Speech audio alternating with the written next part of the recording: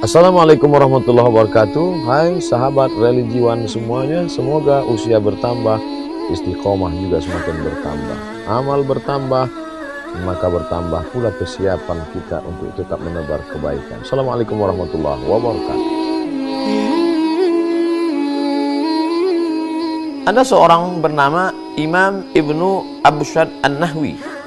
Dia berada di atas atap di masjid di kota Kairo, Mesir. Dia sedang makan sesuatu.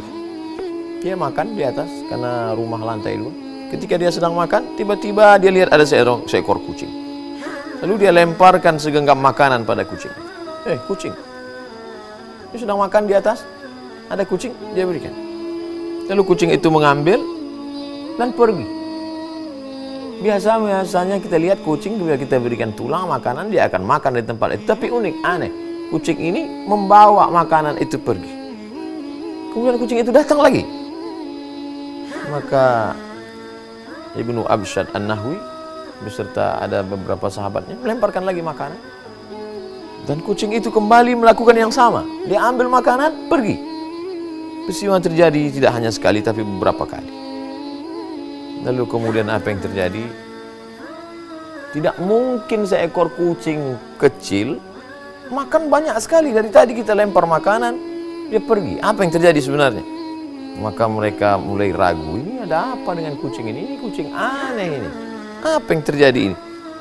Ternyata mereka ikuti apa yang terjadi. Kucing ini memanjat dinding atap masjid, dari tepi masjid.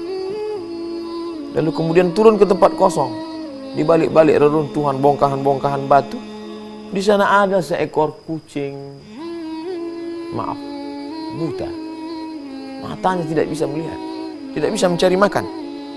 Lalu kemudian kucing tadi membawa makanan yang dia terima dari lemparan orang-orang beriman tadi. Lalu kemudian dia hantarkan, dia berikan.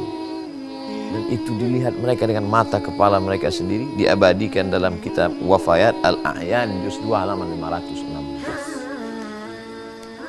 Malu kita membaca kisah ini. Bagaimana hari ini ada orang, manusia yang diberikan Allah Subhanahu wa ta'ala benda yang paling berharga, bukan kaki, bukan tangan, bukan mata, bukan kepala, tapi otak untuk berpikir, hati untuk merenung sejenak, tapi sanggup memakan beras saudaranya, memakan gaji saudaranya. Datanglah seorang miskin yang susah melarat, anak belum makan, istri belum memasak, sewa rumah belum dibayar, kontrakan tuan rumah sedang menuntut, meneteskan air mata, tolonglah Tuhan untuk buka puasa. Tapi dia sanggup menghardi. Padahal yang dia minta bukan sedekah, dia hanya meminta gaji saya, Pak. Saya pagi datang jam 7, pulang jam 7 malam, menggali tanah untuk menanam kabel, untuk mengecat rumah, sampai masanya sekarang untuk buka puasa. Nanti, tapi ini gaji saya. Kalau kamu mau tetap kerja dengan saya, ikut. Kalau tidak, pergi. Oh, di mana hatimu, saudaraku? Ini yang disindir Allah dalam ucapan yang amat sangat keras. A'udzubillahi minasyaitonirrajim. Ulaika kal an'am. Mereka seperti binatang. Balhum adall, bahkan lebih hina daripada binatang. Binatang ini, hewan, kucing, dagingnya haram, bertaring, buas, kukunya tajam. Tapi ternyata ada kelembutan dalam insting, ghariza, bawaan kucing. Dia ambil itu makanan, bukan untuk dia, tapi dia antarkan kepada seekor kucing buta. Diabadikan dalam kitab para ulama. Faqsusil qasasa, ceritakan kisah-kisah itu wahai Muhammad sallallahu alaihi wasallam. Dalam Al-Qur'an Allah bercerita, didengarkan, disampaikan oleh Jibril kepada Sayyidina Maulana Muhammad sallallahu alaihi wasallam, dibaca oleh orang beriman. Untuk apa? Untuk meng-on-kan pikiran, jangan off. Untuk menghidupkan hati, karena dengan mendengar cerita-cerita itu hati menjadi hidup, berpikir. Bagaimana mungkin aku manusia yang pagi, petang, siang dan malam berharap dan berdoa, bermunajat kepada Allah, tapi hati begitu keras, memakan gaji orang, memakan tunjangan orang, memakan beras orang, memakan sembako orang. Rasanya tidak layak untuk berkata, untuk masuk ke dalam surga Allah Subhanahu wa ta'ala. Kalau berdoa bukan main, wa adkhilnal jannata ma'al abrar, masukkan aku dalam surgamu ya Allah. Kau merasa dirimu masuk surga karena witirmu, karena tahajudmu, karena duhamu, karena khataman Qur'anmu.